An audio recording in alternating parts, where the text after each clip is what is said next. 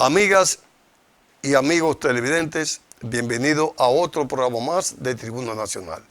Hoy nos acompaña el profesor Miguel San Ben, quien es profesor de Economía de la Pontificia Universidad Católica Madre y Maestra Pucamaima y además es politólogo. Con el profesor Miguel San Ben vamos a hablar sobre el legado que dejaron tanto el padre Francisco como Pepe Mujica, quien fue presidente del Uruguay. Pero antes vamos a unos mensajes comerciales.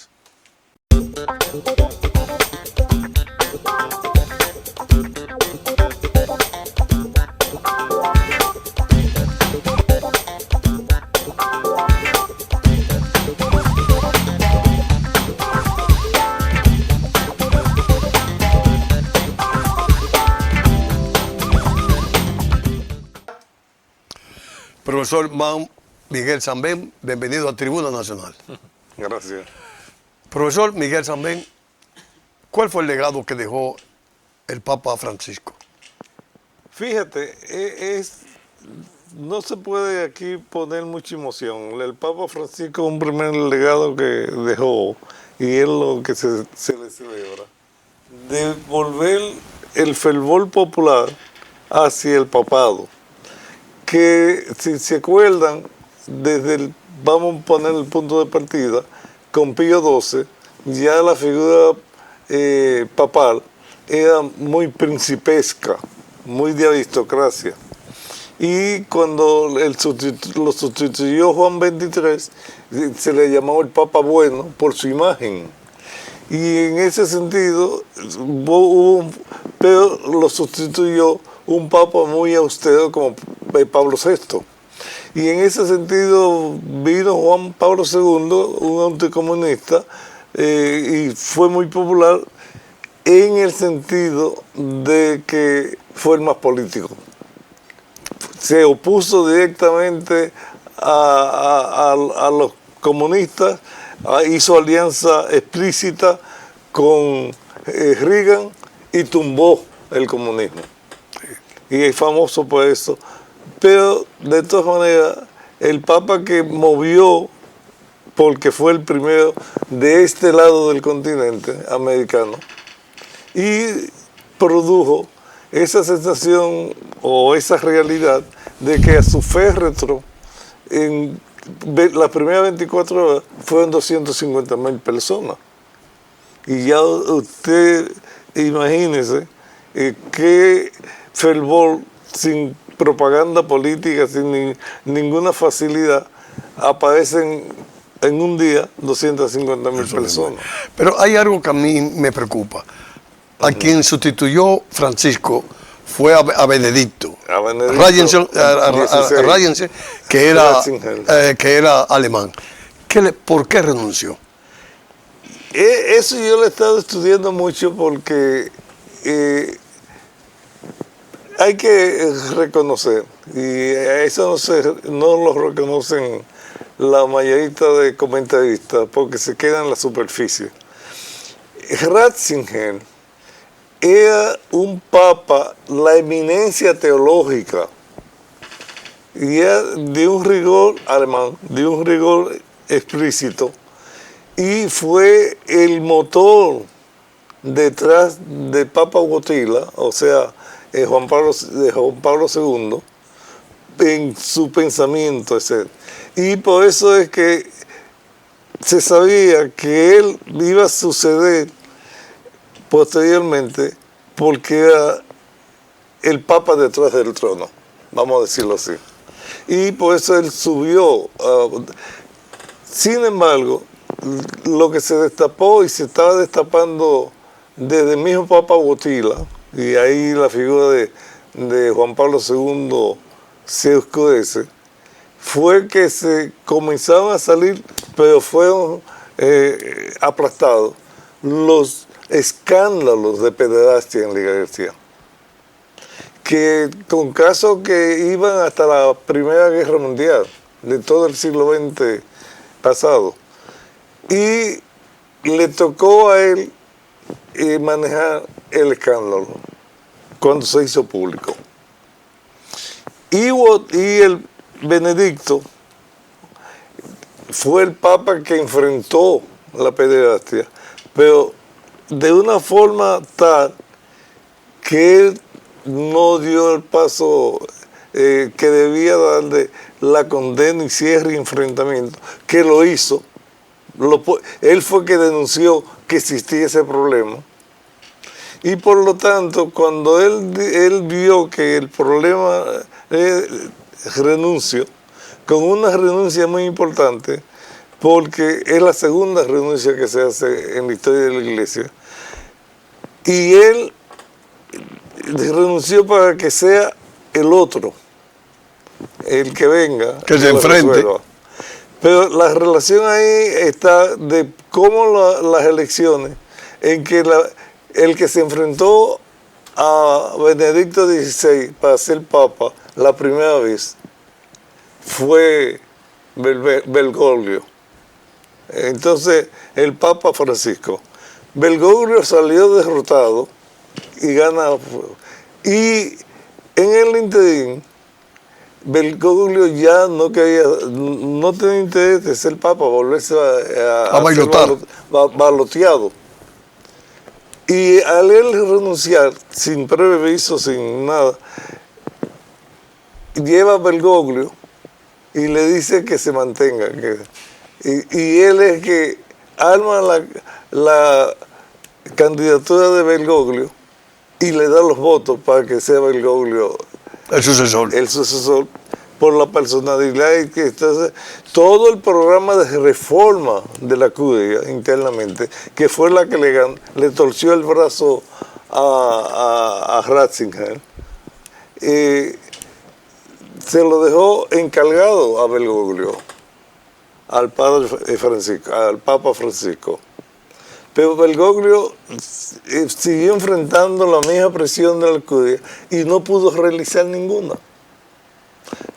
Que la reforma no había comenzado, pero ya a los 80 y pico de años, Ratzinger no se atrevió. Y en ese sentido, fue muy valiente de parte del Papa Francisco defender las reformas que se estaban haciendo, pero también le taponearon la implementación completa de ello por la curia romana, principalmente por una alianza de 3 cardenales, que está el cardenal Bulque, el cardenal Sada y un tercer cardenal, que se me olvida el nombre. Parolín. No, Parolín era el brazo derecho era un tercer cardenal, creo que francés, pero bueno, lo tendría que revisar. Y esos 3 cardenales le ganaron la partida, en cierta forma, a Francisco. Pero Francisco, y ahí hay que reconocerle, si el Espíritu Santo no existe, existe entonces el alma de Francisco, desde más allá, tenía preparado cómo determinar el sucesor. Y ahí viene el caso, la lógica de centrismo que ha tenido la elección de los papas es que van alternando papa, que no es el término político de rechazarlo liberal y conservador, no es alternar liberal y conservador, porque la formación básica de todo sacerdote es conservadora. Pero la división que se hace al interno de la iglesia entre los papas es si es de la línea profética o de la línea institucional. Entonces se van acomodando en esa forma. Nada más hay 2, la institucional y la profética. Dentro de la... ¿Y qué diferencia hay entre las 2? Ok, toma el ejemplo de la Biblia. Los grandes profetas, ¿qué era lo que hacían? Denunciar el mal. Y entonces, como veían todo y se enfrentaban al poder.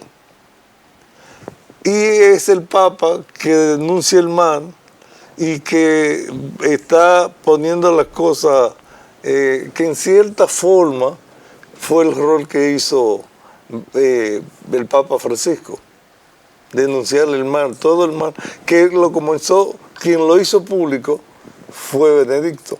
Es decir, entonces Francisco fue institucional, No, profético. profético, porque la institución fue lo que le ganó. Y entonces él sacaba, ponía el dedo en la llaga, pero no pudo resolver institucionalmente, que fue lo que hizo las reformas Benedicto. Las reformas las comenzó, pero no la terminó, porque no era tan profético, era institucionalista, pero no la pudo hacer terminar una solución institucional. Bien, ¿qué es lo que ha hecho Francisco? Francisco actúa y siempre la alternancia entre un profético y un institucionalista era lo que llevaba un equilibrio. Una balanza. Lo puedes ver. El equilibrio de Juan XXIII, un papa más institucional, que fue Pablo VI. Entonces siempre se buscaba ese equilibrio de esa forma. Ese es el caso en que ahora un profético sustituye al otro profético. Entonces, es la relación que había entre Francisco y ahora León, y con León XIII, León XIV, que son dos de la línea profética, con estilos diferentes. No estamos diciendo que va a ser el mismo, pero con estilos diferentes. Y en ese sentido, el estilo diferente lo vamos a seguir explicando porque es el llamado por lo que vengo aquí a explicar qué se puede esperar entonces del Papa. Amigas y amigos televidentes, vamos a unos mensajes comerciales para luego seguir con esta interesante entrevista con el profesor Miguel San Ben.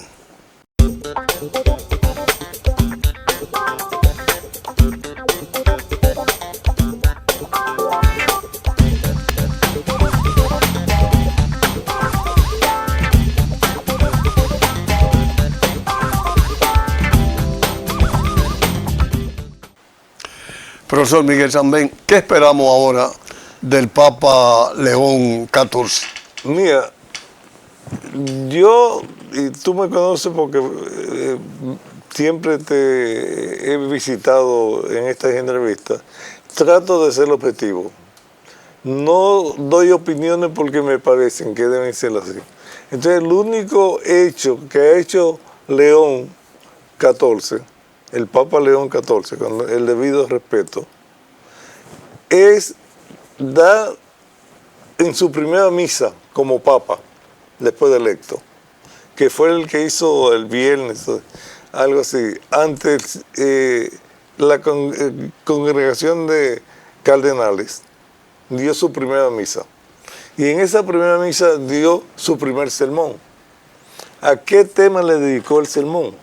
Entonces ahí se entiende el por qué él escoge el nombre León XIV. León XIV por León XIII.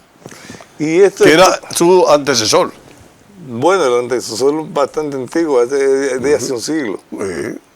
Porque ya va a cumplir 100 años. 100 años. La encíclica que él escribió, que fue la Rerum Novarum, que creó toda la doctrina social de la Iglesia, que fue reiterada por 40º año y toda ha sido celebrada durante 100 años.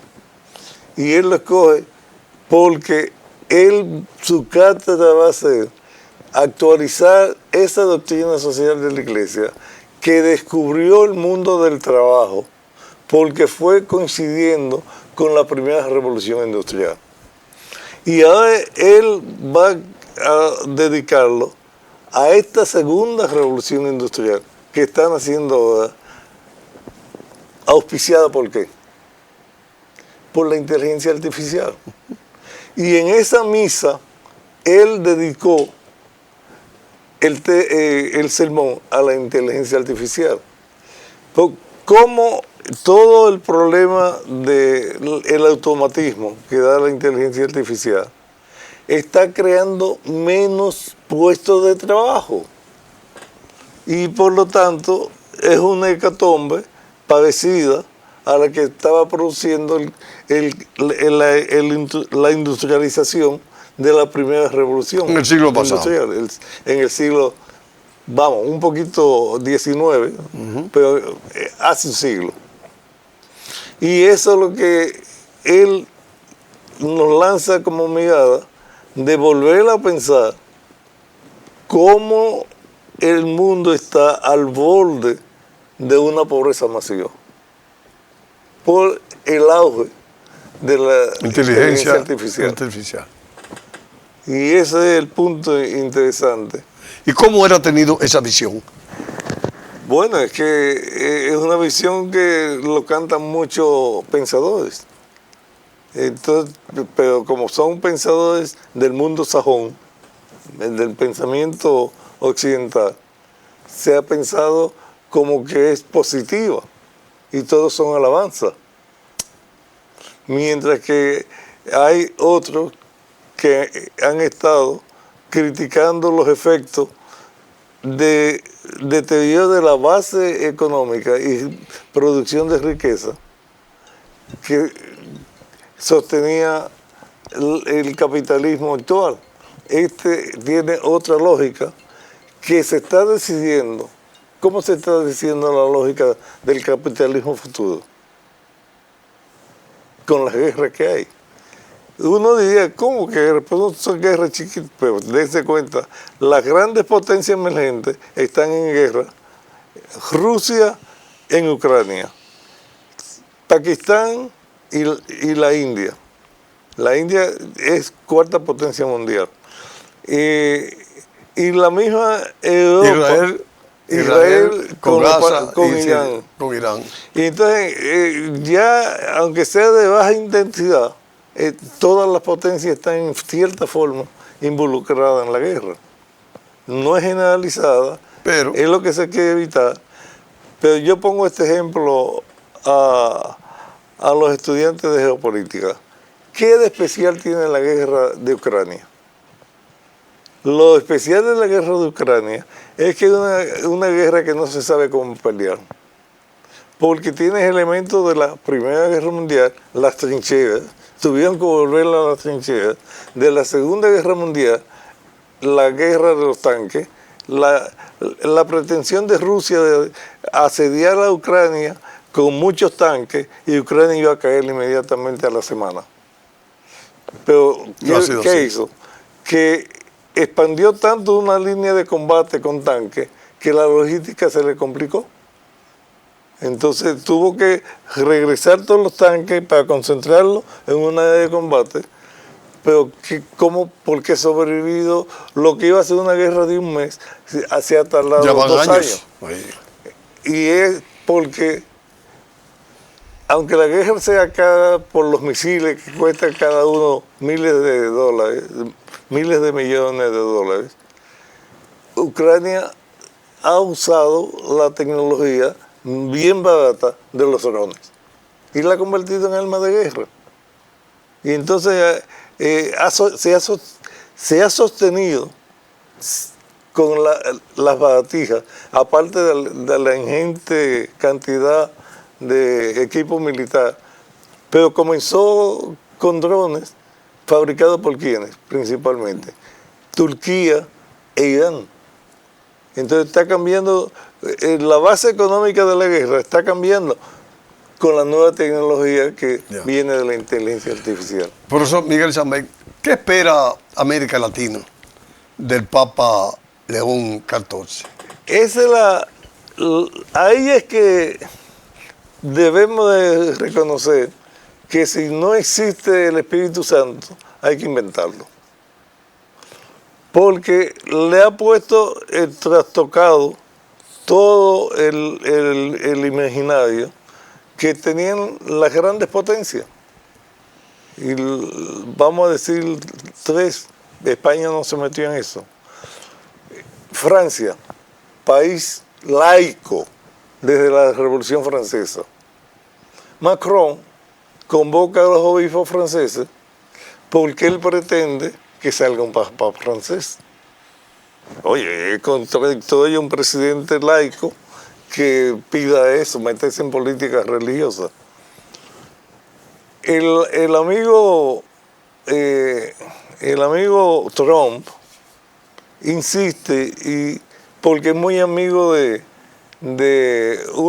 varios cardenales que tienen contacto de la ultraderecha norteamericana, que salga uno norteamericano, pero que sea amigo de él.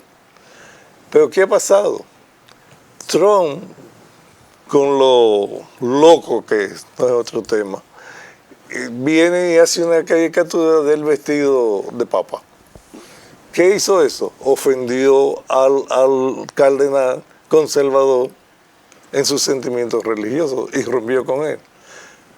Pero sale debajo de la alfombra el papa Robert Presbot Martínez, que es norteamericano, sí, pero es fruto de la migración. ¿De quién? De un migrante de origen francés e italiano y una migrante de origen, dicen que hispano, pero de procedencia de la hispaniola. Él dijo que la mamá es dominicana. Sí, sí, por eso, pero que lo ponen de la hispaniola, y en el registro, que yo lo tengo para salir en un próximo artículo, en que el registro de migración norteamericana la pone ahí como Haití. Y es porque hacia el exterior la hispaniola no es tan conocida como Haití, como por Haití, el nombre de la isla. Yeah. Entonces por eso es que lo tenemos con por lo menos un cc de sangre, pertenece por lo menos aquí. El apellido Martínez. Martínez, y tiene un segundo apellido también criollo. Ya. Lamentablemente, profesor, el tiempo ha sido determinante para que esta interesante entrevista con usted haya concluido. Sin embargo, te doy unos cuantos segundos para que tú te despidas del pueblo dominicano.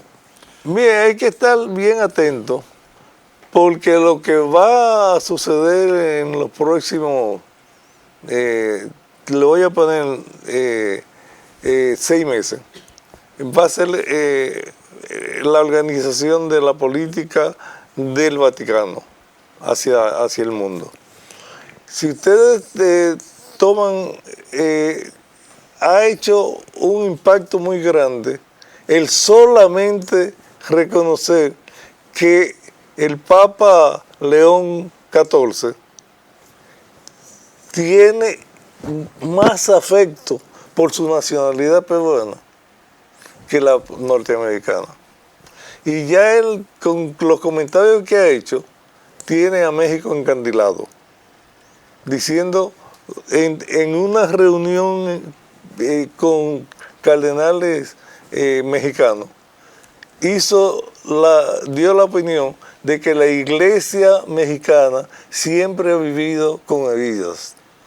Y eso se supo, porque los cardenales lo tuitearon de una vez, y ha hecho un fervor en México de que se les reconozca al segundo país más grande del mundo de mayor población católica, que es México. Y ahí se han hecho tanta ilusión de que posiblemente el primer viaje del Papa sea hacia México. Yeah. La posibilidad, porque no quieren soltar prenda, pero su diario vivir, las cosas más tontas de lo que está haciendo, están repercutiendo. ¿Y qué ganancia hay de que él vaya allá? El foco, todo el interés va el foco que tiene México dentro de todo el movimiento. Gracias, amigas y amigos televidentes. Hoy estuvo con nosotros el profesor Miguel Sanben. A ustedes, como siempre, les damos las gracias. Yo espero que estén conmigo en otro programa más de Tribuna Nacional.